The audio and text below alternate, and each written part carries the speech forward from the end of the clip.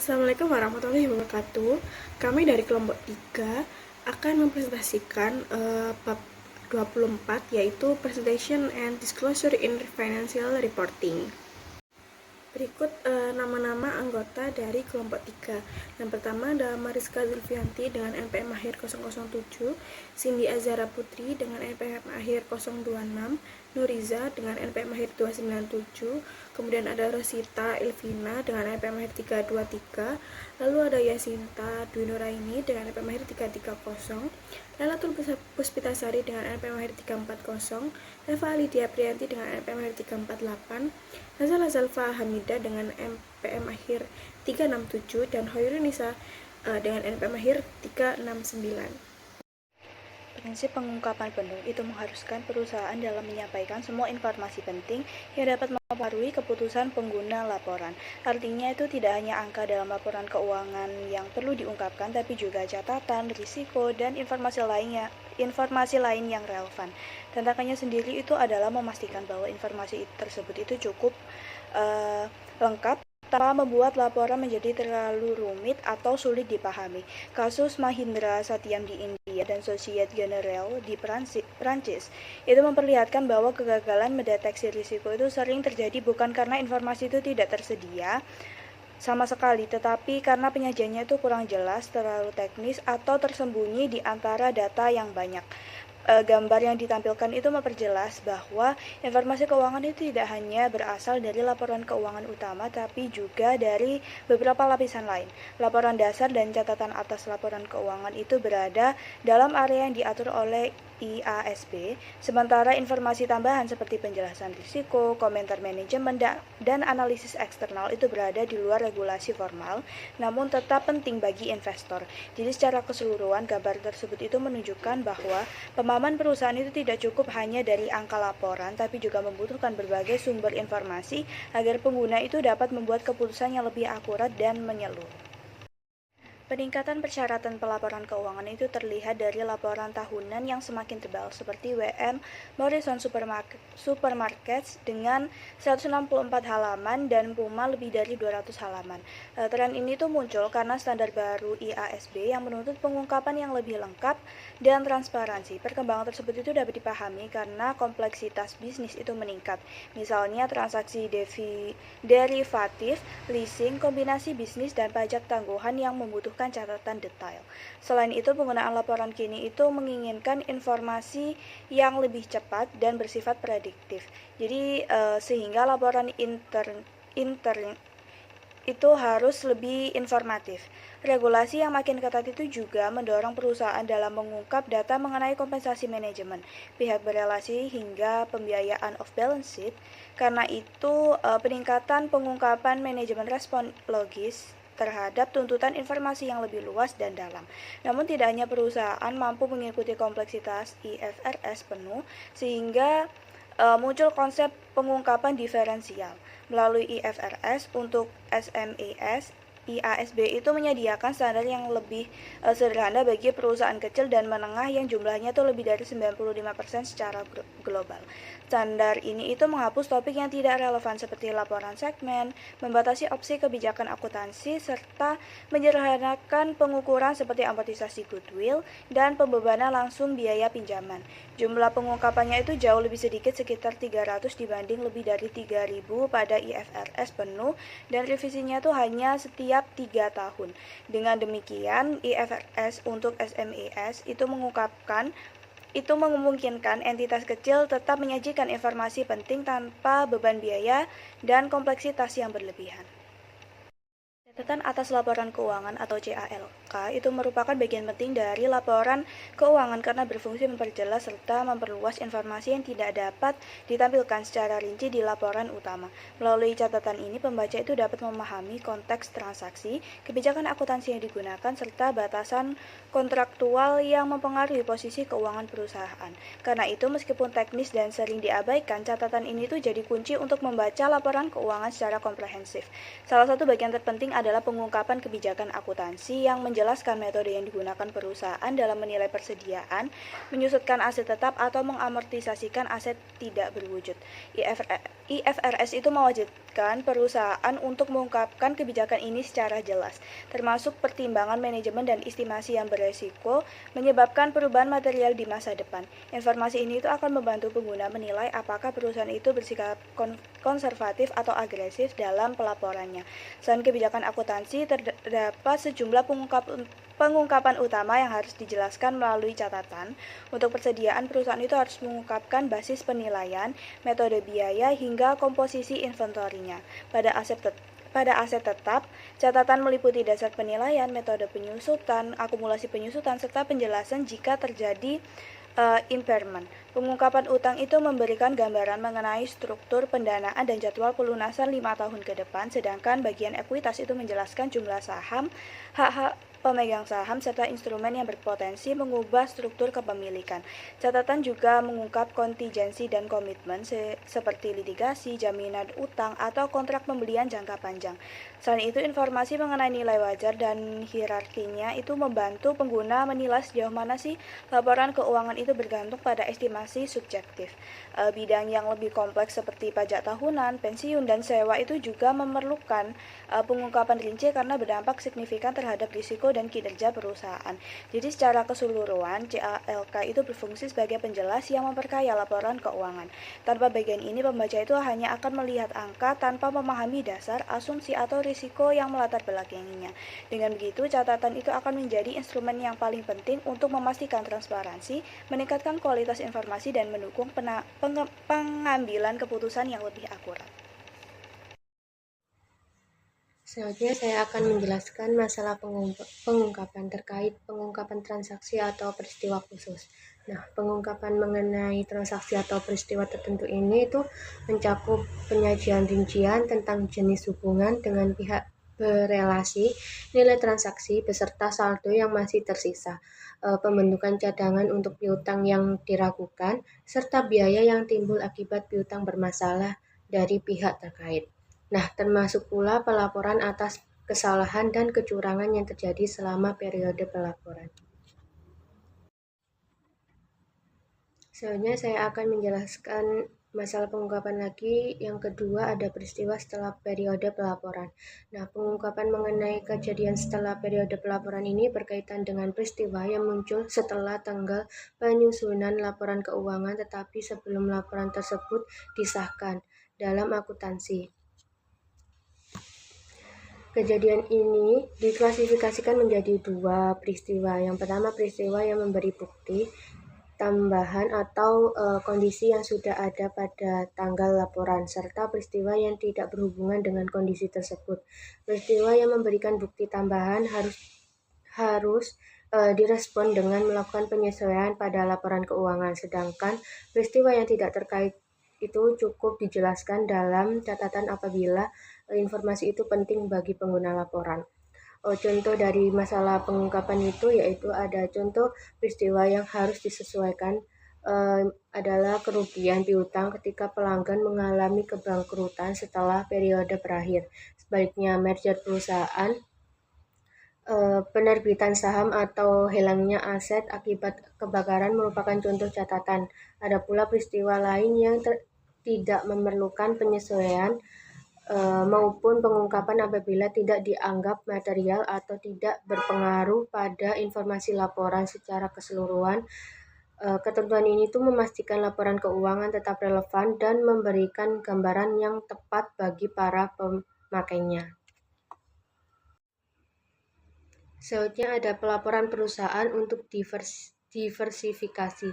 Pelaporan untuk perusahaan yang menjalankan diversifikasi ini ditujukan pada entitas dengan beberapa segmen usaha. Investor dan analisis memerlukan informasi yang lebih detail, termasuk laporan laba rugi, posisi keuangan, dan arus kas masing-masing segmen, bukan hanya laporan keuangan secara keseluruhan. Hal ini itu bertujuan agar mereka dapat menilai kontribusi dan kinerja tiap segmen terhadap total pendapatan perusahaan. Lalu pada tabel gambar tersebut itu menunjukkan contoh laporan laba rugi yang dipisahkan menjadi dua segmen, yaitu ada office equipment dan auto parts, serta angka konsolidasi perusahaan sebagai keseluruhan. Setiap segmen itu menampilkan pendapatan bersih, biaya manufaktur, persediaan awal dan persediaan akhir, biaya tenaga kerja, beban operasional hingga laba sebelum pajak. Nah, dari tabel tersebut itu terlihat bahwa kedua segmen memiliki kinerja yang berbeda. Misalnya, auto parts menghasilkan pendapatan lebih besar dibandingkan office equipment. Nah, melalui penyajian tersegmentasi seperti itu, pengguna laporan dapat memahami segmen mana yang paling menguntungkan, segmen mana yang memiliki biaya tinggi, dan bagaimana masing-masing berkontribusi pada laba bersih perusahaan. Dengan demikian itu, pelaporan segmen menjadi alat penting dalam menilai kesehatan dan potensi perusahaan yang memiliki beragam lini usaha. Selanjutnya di sini ada masalah pengungkapan. Yang pertama di sini ada tujuan pelaporan informasi tersegmentasi. Untuk memberikan informasi tentang berbagai jenis kegiatan bisnis di mana suatu perusahaan itu terlibat dan lingkungan ekonomi yang berbeda di mana ia beroperasi. Untuk memenuhi tujuan ini, yang pertama yaitu dengan lebih memahami kinerja perusahaan, lebih baik menilai prospeknya untuk arus kas bersih di masa depan. Kemudian yang ketiga yaitu membuat penilaian yang lebih terinformasi tentang perusahaan secara keseluruhan. Kemudian yang kedua di sini ada prinsip dasar. Nah, IFRS ini menyatakan bahwa laporan keuangan untuk tujuan umum mencakup informasi terpilih atas dasar segmentasi tunggal. Nah, sebuah perusahaan ini dapat memenuhi tujuan pelaporan tersegmentasi dengan menyediakan laporan keuangan tersegmentasi berdasarkan bagaimana operasi perusahaan dikelola atau pendekatan manajemen. Kemudian di sini ada mengidentifikasi segmen operasi. Yang pertama, dia pendapatan adalah 10% atau lebih dari pendapatan gabungan dari semua perusahaan segmen operasi. Yang kedua, jumlah absolutnya untung atau rugi adalah 10% ataupun lebih dari jumlah yang lebih besar. Dalam jumlah absolut dari A, yaitu gabungan laba operasi dari semua segmen operasi yang tidak mengalami kerugian, ataupun B, yaitu gabungan kerugian dari semua segmen operasi yang melaporkan kerugian. Kemudian yang ketiga yaitu dia aset yang dapat diidentifikasi adalah 10% ataupun lebih dari hasil gabungan dari semua segmen operasi. Kemudian perusahaan itu harus mempertimbangkan dua faktor tambahan. Yang pertama, data segmen harus menjelaskan sebagian besar bisnis perusahaan. Nah, secara keseluruhan hasil tersegmentasi ini harus sama dengan ataupun melebihi 75% dari penjualan gabungan ke pelanggan yang tidak terafiliasi untuk seluruh perusahaan. Kemudian yang kedua yaitu ada IASB memutuskan bahwa 10 ataupun batas atas yang masuk akal untuk jumlah segmen yang harus diungkapkan perusahaan. Nah, selanjutnya yaitu mengidentifikasi segmen operasi. Di gambar sebelah kiri menampilkan tabel menampilkan 6 segmen A sampai F dengan 3 kolom. Total revenue dari pelanggan luar, operating profit loss, dan identifiable assets. Di bawah tabel tertulis tes pendapatan 10% dikali 2.150 yang hasilnya adalah 215. C, D, dan E memenuhi tes ini, yang artinya perusahaan menjumlahkan seluruh pendapatan eksternal sebesar 2.150 lalu mengambil 10% sebagai batas minimal pendapatan untuk suatu segmen agar perlu dilaporkan terpisah. Segmen C 700, segmen D 300, dan segmen E 900. Masing-masing memiliki pendapatan kurang lebih 215 sehingga lolos tes pendapatan dan menjadi kandidat segmen yang harus diungkap. Dan gambar di sebelah kanan menjelaskan uji 10% atas laba atau rugi operasi tertulis pengoperasian uji untung rugi 10% dikali 90 yang hasilnya adalah 9. Total laba bersih yang menjadi dasar perhitungan adalah 90 jumlah laba segmen yang untung dikurangi rugi segmen yang merugi. Batas 10% dari angka tersebut adalah 9, maka setiap segmen yang laba atau ruginya dilihat secara absolut 9 harus dipertimbangkan sebagai segmen yang dapat dilaporkan. Dalam contoh ini, segmen C laba 40, D 20 dan E18 melalui 9 sehingga memenuhi tes laba atau rugi dan layak dilaporkan terpisah. Lalu gambar di sebelah kiri menggunakan angka total identifiable asset 970 dan menuliskan 10% dikalikan 970 yang hasilnya adalah 97. C, D, dan E memenuhi.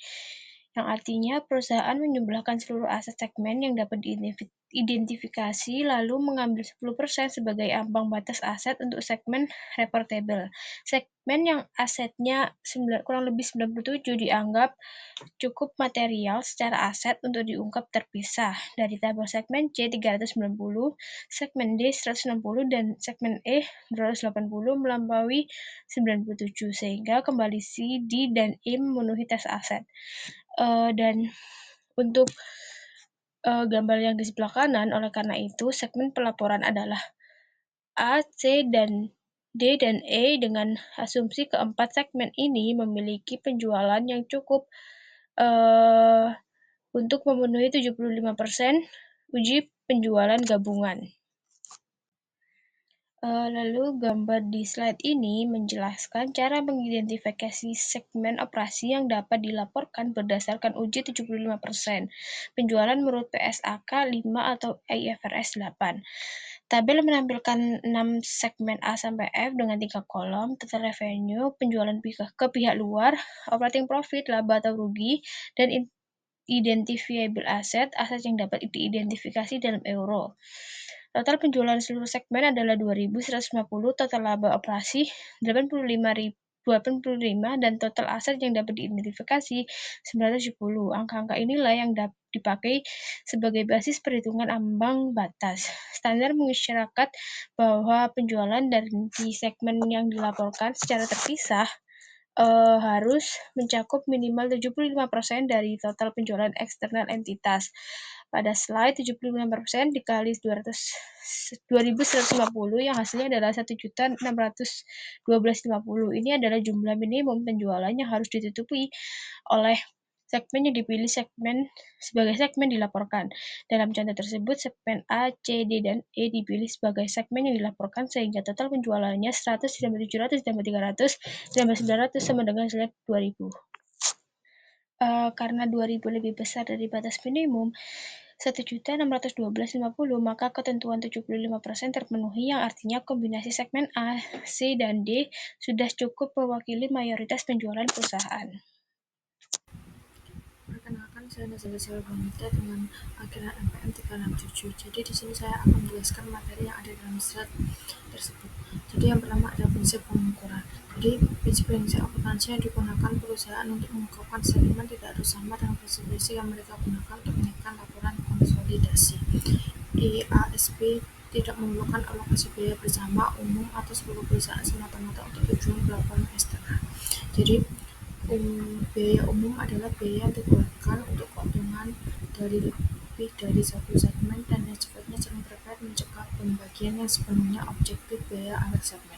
Informasi tersegmentasi dilaporkan membutuhkan IASB bagi perusahaan meliputi yang pertama informasi umum tentang segmen operasi, yang kedua laba rugi segmen dan informasi yang terkait, ketiga segmen aset dan liabilitas, yang keempat ada rekonsiliasi, yang kelima ada informasi tentang produk dan layanan dan wilayah geografis, dan yang enam adalah pelanggan utama. Selanjutnya adalah masalah pengungkapan laporan sementara, jadi mencakup periode kurang dari 1 tahun. IFRS itu mengharuskan perusahaan untuk mendekati secara diskret. Yang pertama ada merawat setiap periode interim sebagai periode akuntansi yang terpisah. Yang kedua mengikuti prinsip untuk penangguhan dan akrual digunakan untuk laporan tahunan. Yang ketiga ada laporan transaksi akuntansi sebagai mereka yang terjadi, dan pengakuan biaya tidak boleh berubah dengan periode waktu yang tercakup. Masalah unik yang ada dalam laporan interim, yang pertama ada penghasilan pajak, yang kedua ada laporan yang musim. Pendapatan yang dimodifikasi, auditor menyatakan pendapat bahwa laporan keuangan disajikan secara wajar sesuai dengan IFRS. Yang berpendapat yang pertama ada berkualitas, yang kedua ada merugikan, dan yang ketiga ada penafian. Baik, selanjutnya adalah laporan auditor. Jadi dalam audit laporan keuangan itu Terdapat situasi yang tidak membuat opini auditor berubah, misalnya tetap wajar tanpa pengecualian, tetapi auditor perlu memberikan informasi tambahan agar pembaca laporan lebih memahami kondisi perusahaan. Kondisi seperti ini biasanya dituliskan dalam paragraf penjelasan atau explanatory paragraph. Nah, 3 alasan umum mengapa auditor menambahkan paragraf penjelasan. Yang pertama adalah going concern. Jadi, ketika auditor menilai bahwa perusahaan mungkin menghadapi risiko tidak mampu melanjutkan operasinya dalam waktu dekat, auditor tetap bisa memberikan opini wajar tetapi harus menambahkan paragraf penjelasan mengenai keraguan tersebut. Yang kedua adalah kurangnya konsistensi. Jika terdapat perubahan penting dalam prinsip akuntansi atau metode pencatatan dari tahun sebelumnya, auditor harus menjelaskan perubahan tersebut agar pembaca memahami perbandingan laporan keuangan. Yang ketiga adalah emphasis of matter. Jadi auditor memberikan penekanan pada suatu hal penting dalam laporan keuangan yang ingin disorot. Misalnya bencana alam, transaksi besar yang tidak biasa, atau peristiwa signifikan lainnya. Hal ini tidak mengubah opini, tetapi perlu disampaikan agar informasi lebih jelas. Baik, selanjutnya adalah laporan auditor. Jadi dalam audit laporan keuangan itu terdapat situasi yang tidak membuat opini auditor berubah, misalnya tetap wajar tanpa pengecualian, tetapi auditor perlu memberikan informasi tambahan agar pembaca laporan lebih memahami kondisi perusahaan.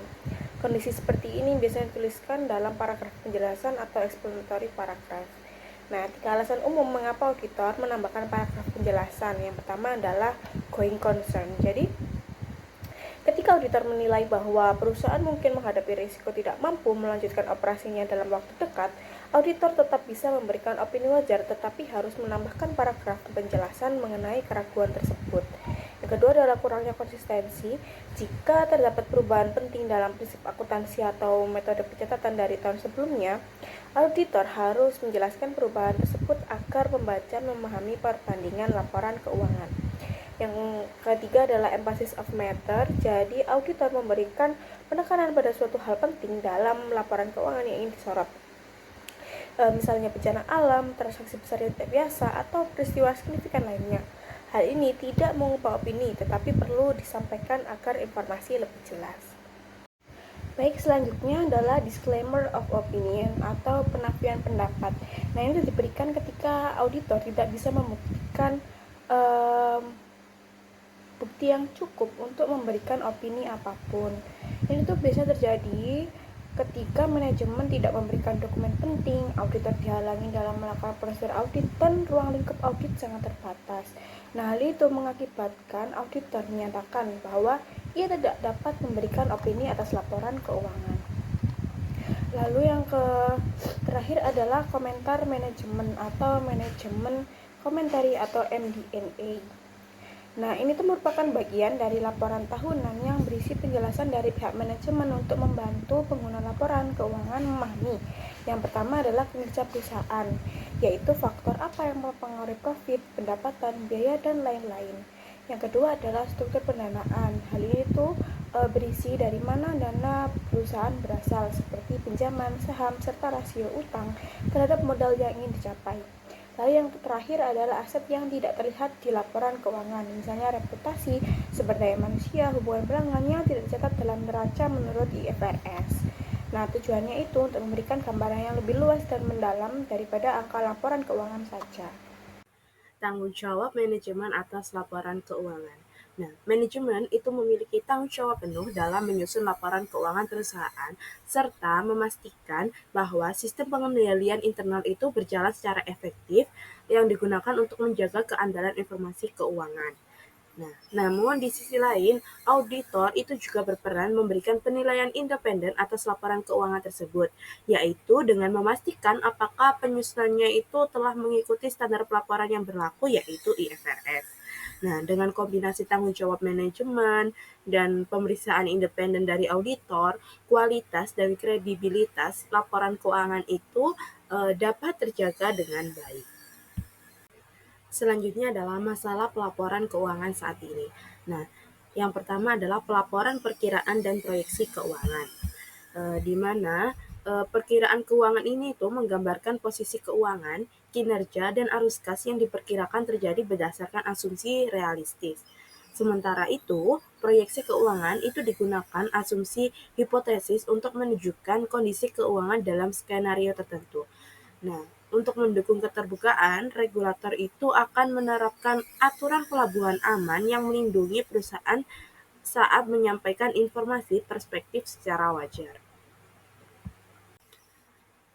Lalu masalah pelaporan keuangan saat ini yang selanjutnya ada pelaporan keuangan internet, di mana dalam pelaporan berbasis internet ini, perusahaan itu menyediakan laporan keuangan melalui website atau situs web yang digunakan agar informasi ini tuh dapat diakses lebih mudah, cepat, dan interaktif. Nah, teknologi seperti mesin pencari dan hyperlink ini membuat pengguna lebih efisien dalam menemukan data dan laporan dapat diperbarui secara lebih tepat waktu lagi. Lalu ada pelaporan keuangan palsu yang terjadi pelaporan keuangan palsu ini tuh terjadi ketika informasi disajikan secara menyesatkan, baik karena kesengajaan maupun kelalaian. Nah, kasus besar seperti Parmalat Mahindra Satyam dan Societe Generale itu membuktikan bahwa praktik ini itu berdampak luas dan menegaskan pentingnya pengawasan serta regulasi yang lebih ketat lagi. Assalamualaikum warahmatullahi wabarakatuh. Perkenalkan, nama saya Rosita Elvina Arfarinisa, NPM terakhir 323. Di sini saya akan menjelaskan tentang materi pelaporan keuangan palsu. Nah, apa aja sih penyebab kecurangan pelaporan pada keuangan?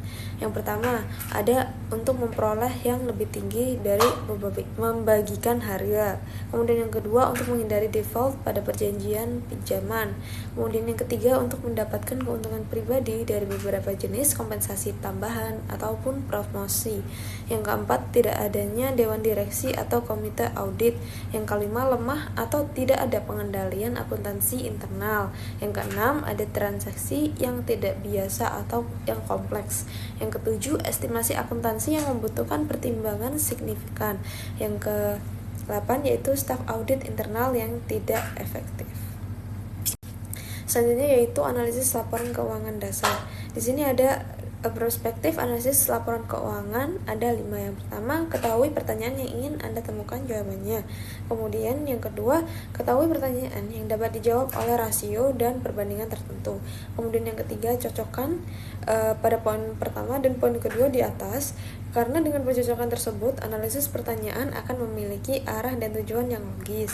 Kemudian yang keempat, laporan keuangan melaporkan masa lalu. Dan yang terakhir, yang kelima adalah kesadaran akan keterbatasan angka akuntansi yang digunakan dalam analisis. Selanjutnya, analisis laporan keuangan dasar, ada 4 major types of ratios. Yang pertama ada likuiditas rasio, yang mana ini adalah ukuran kemampuan jangka pendek perusahaan untuk membayarnya kewajiban yang jatuh tempo. Kemudian yang kedua ada aktivitas rasio, yang dimana ini adalah ukuran seberapa efektif perusahaan itu menggunakan aset yang digunakan. Kemudian yang ketiga ada profitabilitas rasio, yaitu ukuran tingkat keberhasilan atau kegagalan yang diberikan perusahaan atau pembagian untuk jangka waktu tertentu waktunya. Kemudian yang keempat ada cakupan rasio, yang dimana ini adalah ukuran tingkat perlindungan bagi kreditur jangka panjang dan investor. Untuk materi selanjutnya akan dijelaskan oleh rekan saya. Terima kasih. Oke, baik. Selanjutnya saya akan menjelaskan terkait dengan analisis laporan keuangan dasar. Jadi, contohnya atau khususnya di analisis rasio. Nah, analisis rasio keuangan itu merupakan metode untuk menilai kesehatan keuangan sebuah perusahaan menggunakan perbandingan angka dalam laporan keuangan. Contohnya perbandingan laporan neraca dan laba rugi. Nah, di analisis rasio ini terdapat rasio likuiditas, yang dimana tujuan dari rasio likuiditas ini adalah untuk menilai kemampuan perusahaan membayar utang dalam jangka pendek. Nah, di rasio likuiditas ini ada beberapa rasio. Yang pertama ada current ratio, yang dimana current ratio ini itu untuk mengukur kemampuan perusahaan membayar utang lancar dengan aset lancar. Untuk rumus dari current ratio sendiri itu adalah aset lancar dibagi dengan liabilitas lancar. Oke, selanjutnya di quick or asset test ratio.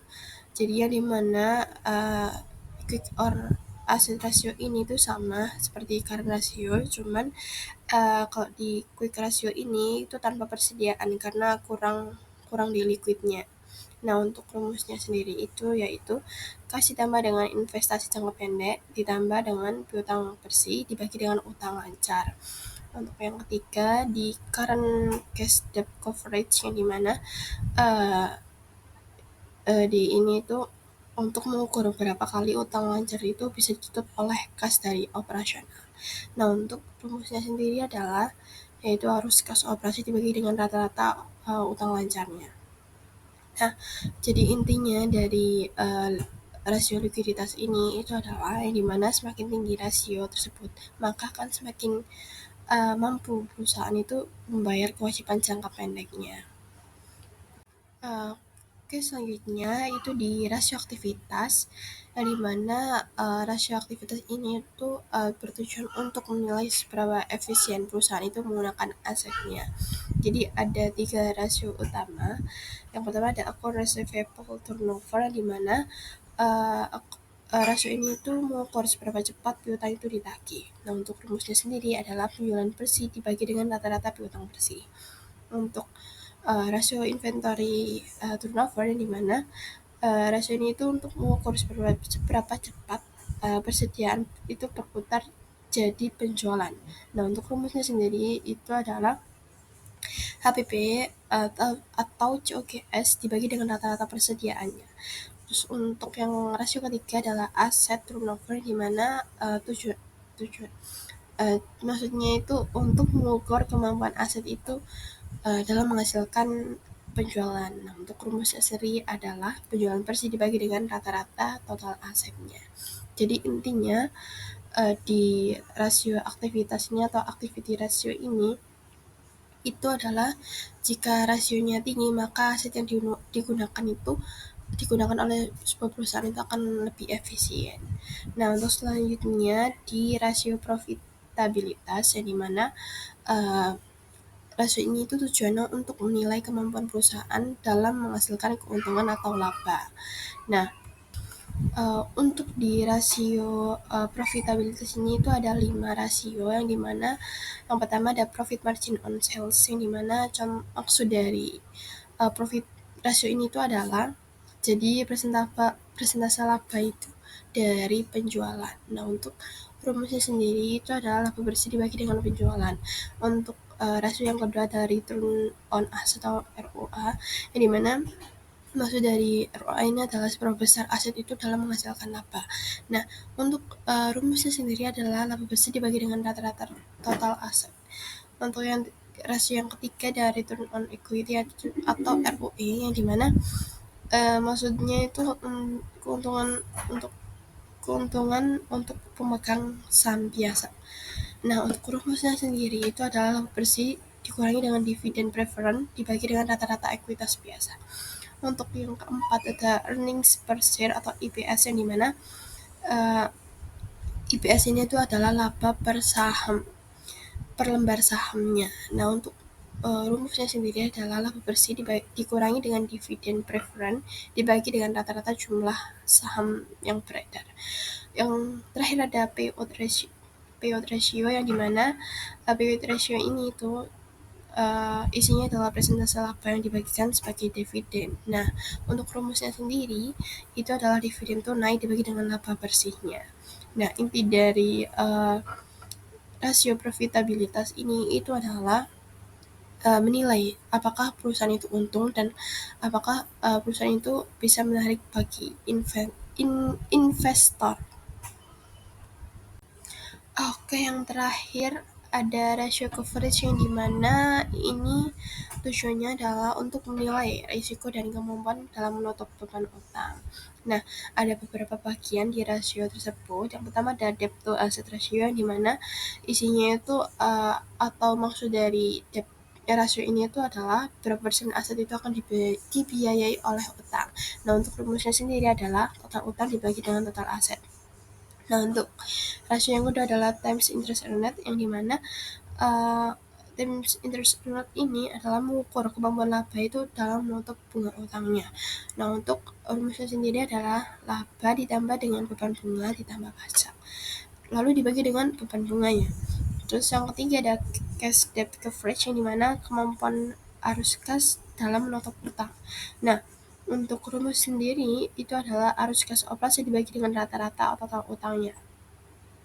Terus yang terakhir ada book value per share, yang dimana book value per share ini adalah nilai aset bersih per lembar sahamnya. Nah, untuk rumusnya sendiri itu adalah ekuitas pemegang saham biasa dibagi dengan saham yang beredar. Jadi intinya di rasio coverage ini itu adalah rasio ini tuh menilai apakah perusahaan itu aman dari risiko gagal bayar bunga dan utang. Terus yang selanjutnya ada keterbatasan analisis resiko.